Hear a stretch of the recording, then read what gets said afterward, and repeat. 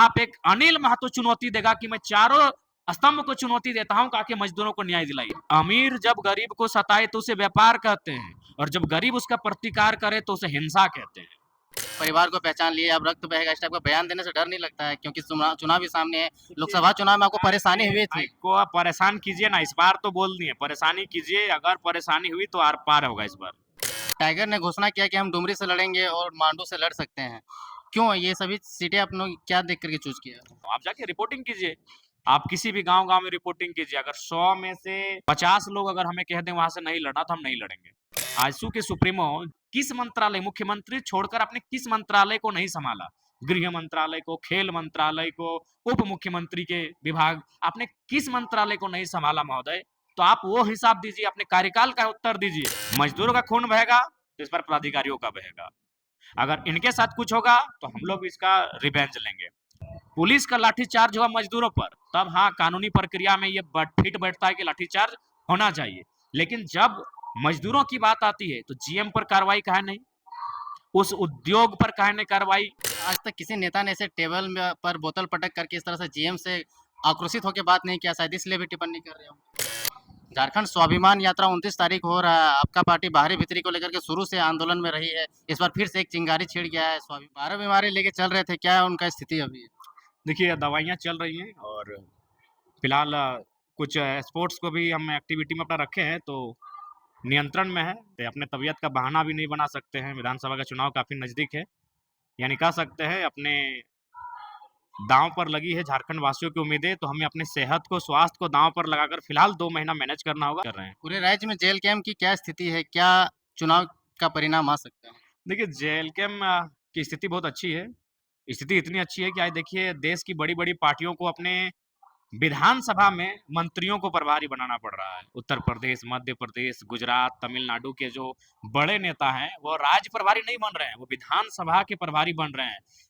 लगभग आधे दर्जन, 1 दर्जन के स्टेट के मुख्यमंत्री रोड शो करने लगे हैं।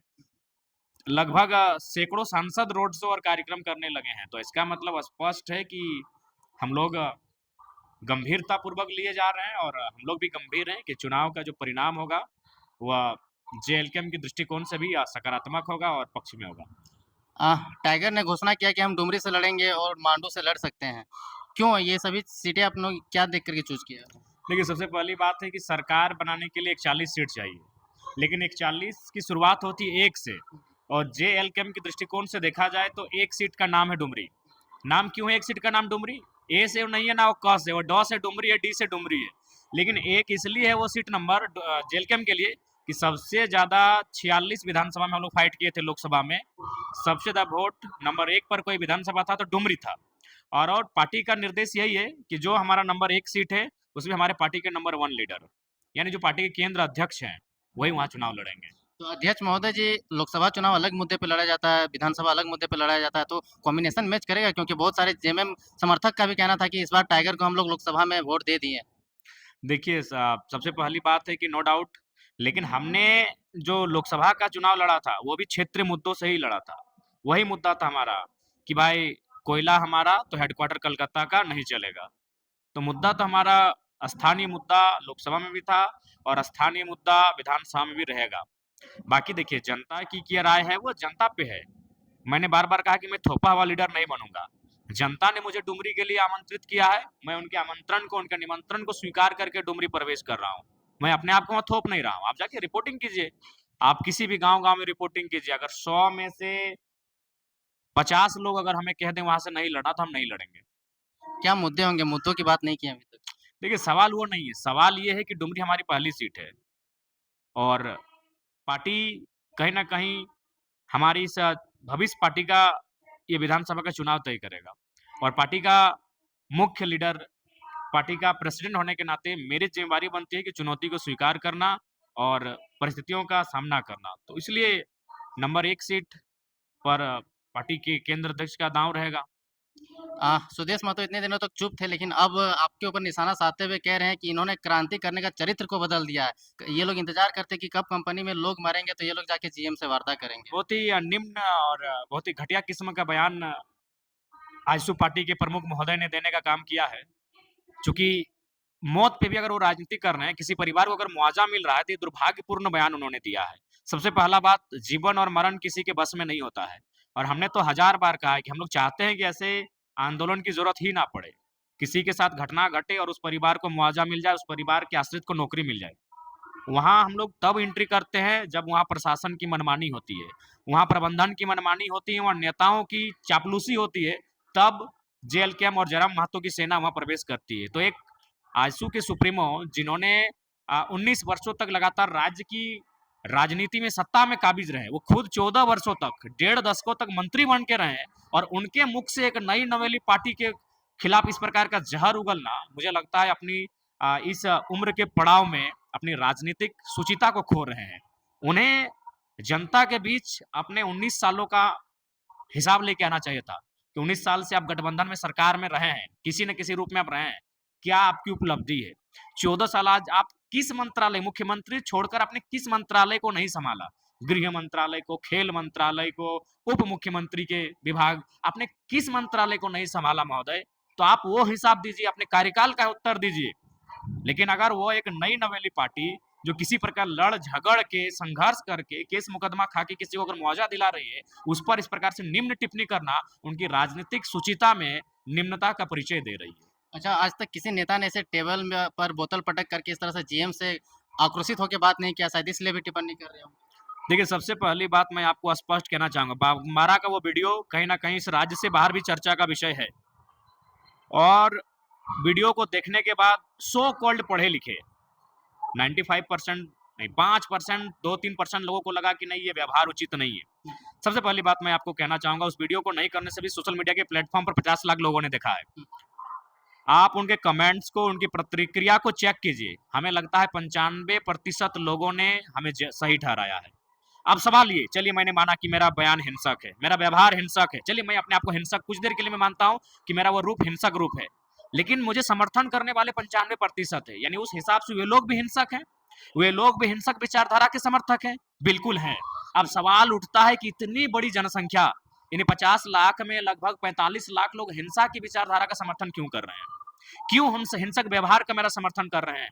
कारण उन्हें इतना सताया गया है, उन्हें इतना दबाया गया है, उन्हें इस प्रकार से दमन और दोहन किया गया है कि आज वे लोग लाचारी बेबसी में एक हिंसक विचारधारा का समर्थन कर रहे हैं। मैं भी मानता हूं वो विचारधारा मेरी नहीं है, मैं स्वीकार करता हूं, मैं एक पढ़ा लिखा छात्र हूं और जब मैं इस तरह उग्र होता हूं, हिंसक होता हूं, मैं खुद मानता हूं वो विचारधारा मेरी नहीं है।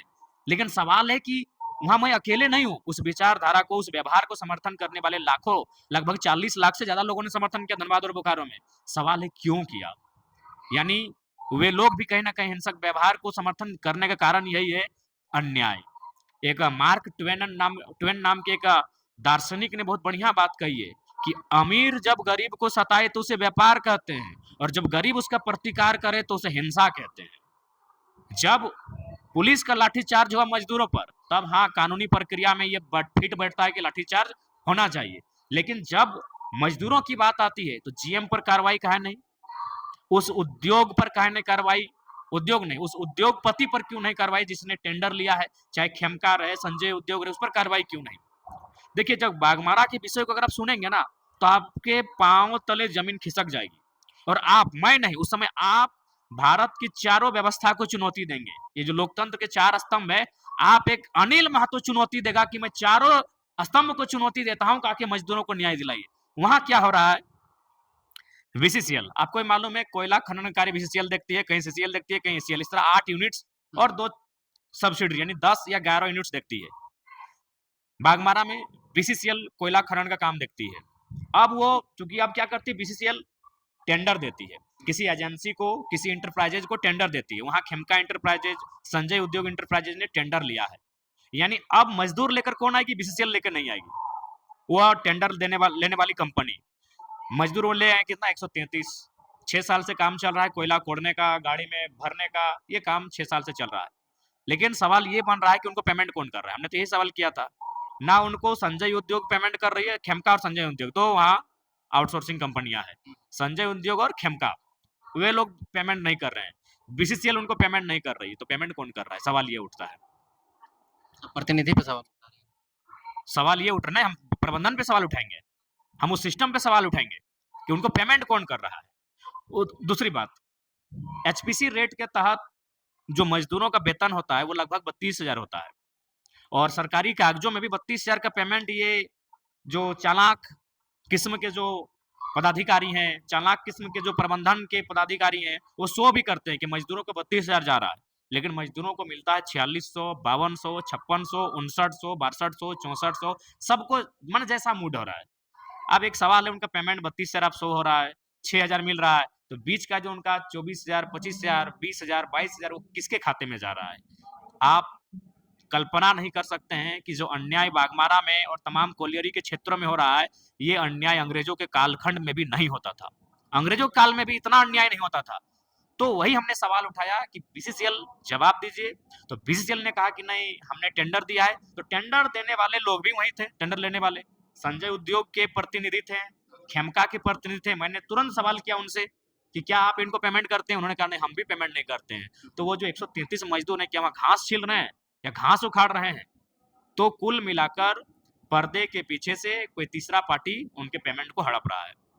बीसीसीएल चुप है, उद्योग भी उद्यमी भी चुप हैं और मजदूर यहाँ पीस रहे हैं। तो सबसे पहली बात है, ये व्यवस्था जिसके खिलाफ मैं आवाज करता हूँ, उस व्यवस्था के खिलाफ आवाज करने के परिणाम स्वरूप 5% लोग भले मुझे नेगेटिव कहेंगे, लेकिन 95% लोग मेरे सपोर्टिव में रहते हैं। तो रीजन यही है, शोषण, अन्याय। आप शोषण और अन्याय को समाप्त कीजिए, हमें लगता है कि झारखंड से सुंदर राज्य कोई नहीं होगा। वहाँ के जनप्रतिनिधि जो हैं डुल्लू महतो या जो भी अभी सांसद बन गए, वो भी तो स्थानीय है, वो भी खतियानी है, वो भी तो इस मुद्दे को उठा सकते हैं। आपको तोपचांची से जाके वहाँ पे मुद्दा उठाना पड़ेगा। देखिए, वो मुद्दे को नहीं उठा सकते हैं, वो नहीं उठाएंगे, क्योंकि संजय उद्योग सुन रहे हैं, डायरेक्ट रूप से उन्हीं का है। मजदूरों के शोषण के पीछे की जो असल कहानी है, वह यही सफेद पोश पहनावे के पीछे जाके टिकती है। सफेद पोश का मतलब सांसद विधायक। केवल धनबाद और बागमारा का सवाल नहीं है, जहां जहां उद्योग है, जहां जहां कोलियरी है, वहां यही कहानी है। मजदूरों के पीछे शोषण का जो मेन रोल है, वह सफेद पोश जो लोग हैं, उन्हीं के कारण होता है। धनबाद सांसद का ही संजय उद्योग है, जैसा कि स्थानीय लोगों का कहना है। इस बात की पुष्टि मैं नहीं कर रहा हूँ, स्थानीय लोग कहते हैं, और तमाम कंपनियों में शेयर है, तो उस आवाज को कैसे उठाएंगे? हो सकता है वो थर्ड पर्सन जिसकी मैं बार बार चर्चा कर रहा हूँ, वो शायद धनबाद के सांसद ही हो।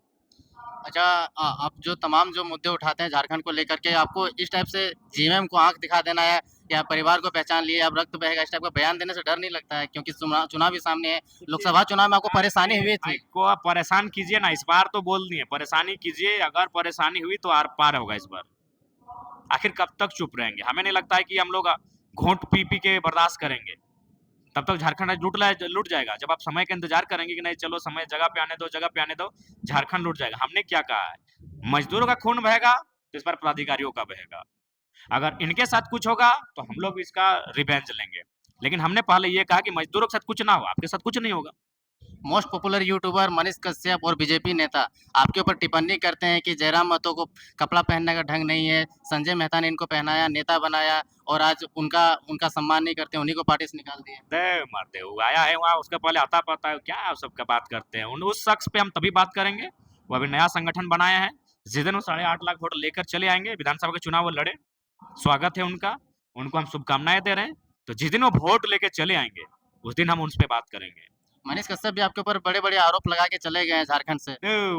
तमिलनाडु में मार खा के आए हैं, तो सब आदमी पे क्या हम लोग अपना समय गवाएंगे? झारखंड स्वाभिमान यात्रा 29 तारीख हो रहा है। आपका पार्टी बाहरी भीतरी को लेकर के शुरू से आंदोलन में रही है। इस बार फिर से एक चिंगारी छिड़ गया है स्वाभिमान यात्रा, झारखंड स्वाभिमान यात्रा। कैसा इसका?